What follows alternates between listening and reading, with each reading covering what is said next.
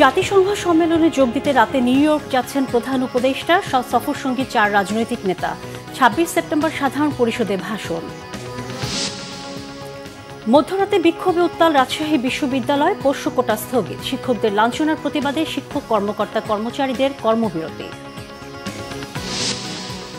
মহালয়ার মধ্য দিয়ে শুরু হলো শারদীয় দুর্গোৎসবের ক্ষণ গণনা। চণ্ডীপাঠের মাধ্যমে মন্দিরে মন্দিরে দেবী দুর্গাকে আবাহন।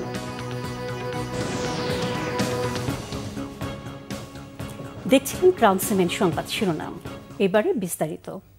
জাতিসংঘ সাধারণ পরিষদের ৮০তম অধিবেশনে যোগ দিতে আজ রাতে যুক্তরাষ্ট্রের নিউ ইয়র্কের উদ্দেশ্যে ঢাকা ছাড়বেন প্রধান উপদেষ্টা ডক্টর মোহাম্মদ ইউনূস। সফরসূচি অনুযায়ী প্রধান উপদেষ্টা ২২ সেপ্টেম্বর নিউ ইয়র্কে পৌঁছাবেন ও ২৬ সেপ্টেম্বর সাধারণ পরিষদের অধিবেশনে ভাষণ দেবেন। প্রধান উপদেষ্টা ২ অক্টোবর দেশে ফেরার কথা রয়েছে। প্রধান উপদেষ্টা বিগত ১ বছরে দেশে সংঘটিত সংস্কার ও আসন্ন জাতীয় নির্বাচনের মাধ্যমে একটি সত্যিকারের গণতান্ত্রিক রাষ্ট্র ব্যবস্থা প্রতিষ্ঠার অঙ্গীকার বিশ্ব নেতাদের সামনে তুলে ধরবেন।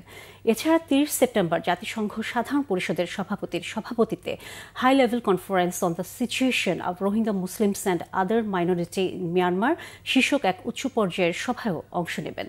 সফরে প্রধান উপদেষ্টার সঙ্গে 4 রাজনৈতিক নেতা থাকছেন। তারা হলেন বিএনপির মহাসচিব মির্জা ফখরুল ইসলাম আলমগীর, জামায়াতে ইসলামীর নায়েবে আমির সৈয়দ আবদুল্লাহ মোহাম্মদ তাহের, জাতীয় নাগরিক পার্টি এনসিপির সদস্য সচিব আক্তার হোসেন ও বিএনপির ভারপ্রাপ্ত চেয়ারম্যান তারেক রহমানের পররাষ্ট্র বিষয়ক উপদেষ্টা হুমায়ুন কবির।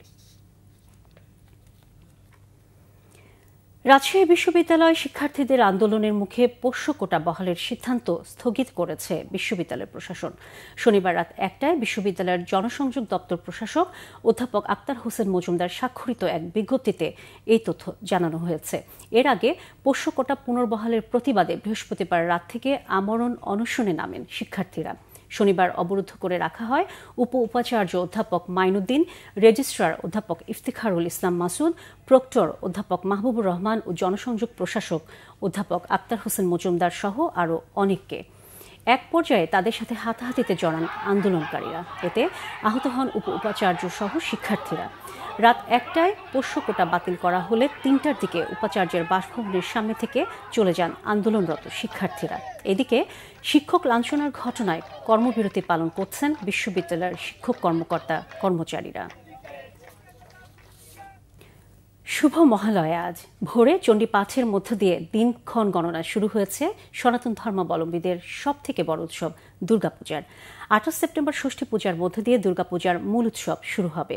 এবছর সারা দেশে ৩৩,৩৫৫টি মণ্ডপে পূজা উদযাপিত হবে। এর মধ্যে রাজধানীতে পূজা হবে ২৫৮টি মণ্ডপে।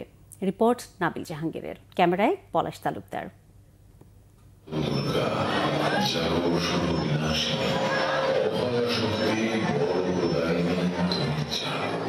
বাঙালি সনাতন ধর্মাবলম্বীদের সবচেয়ে বড় ধর্মীয় উৎসব শারদীয় দুর্গোৎসব। পুরাণ মতে দেবী দুর্গা যেদিন মহিষাসুর বধের দায়িত্ব পেয়েছিলেন সেই দিনটি মহালয়া। রবিবার দেবীপক্ষের সূচনা লগ্নে দেশের বিভিন্ন মন্দিরে চণ্ডীপাঠের মধ্য দিয়ে দুর্গা দেবীকে পৃথিবীতে আহ্বান জানানো হয়। তবে মূল উৎসবের শুরু হবে ষষ্ঠীর দিন থেকে। ছোটবেলা থেকে বরাবরই আমরা টিভি স্ক্রিনে মহালয়াটা দেখে আসছি। এরকমভাবে লাইভ প্রোগ্রামে আসলে আমার কখনো আসা হয় নাই, এবারই প্রথম। তো এসে সবাইকে দেখতে অনেক লোক এসছে, খুব ভালো লাগছে। এতদিনের অপেক্ষাটা আনন্দের। পুজো আসছে আজকে থেকে পুজো এসে গেছে, এই ফিলিংটা আসলে আরেকটু বেশি আনন্দের। সপ্তমী পরবো গ্রিন কালারের জামা, অষ্টমী পরবো ব্লু কালারের জামা, এরকম মিলিয়ে সাজগুজ করবো। বাঙালি হিন্দুর কাছে দেবী দুর্গা সকল অশুভ শক্তির বিনাশের প্রতীক, মহামায়া অসীম শক্তির উৎস।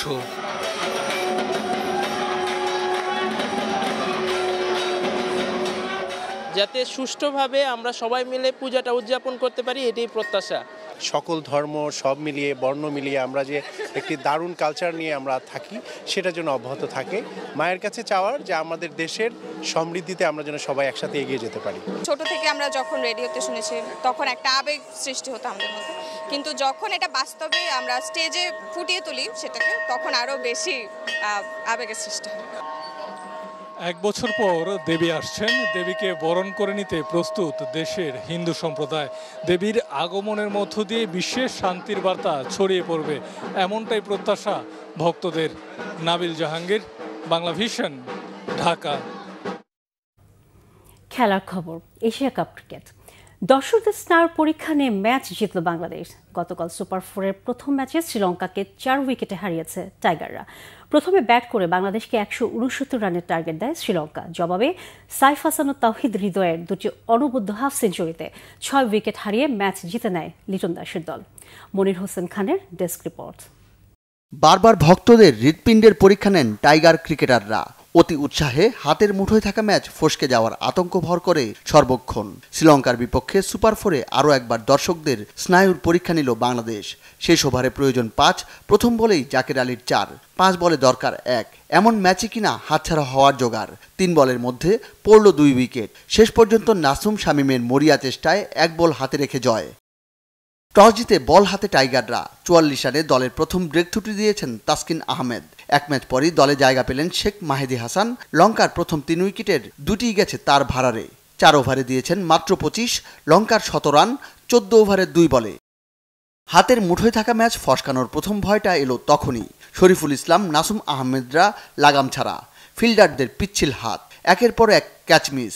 দাসুন সানাকা 37 বলে অপরাজিত 64। এক পর্যায়ে স্কোরবোর্ডে 200 রানের চোখ রাঙানি। শেষটায় মুস্তাফিজের ম্যাজিক। 4 ওভারের কোটায় দিলেন 20 রান।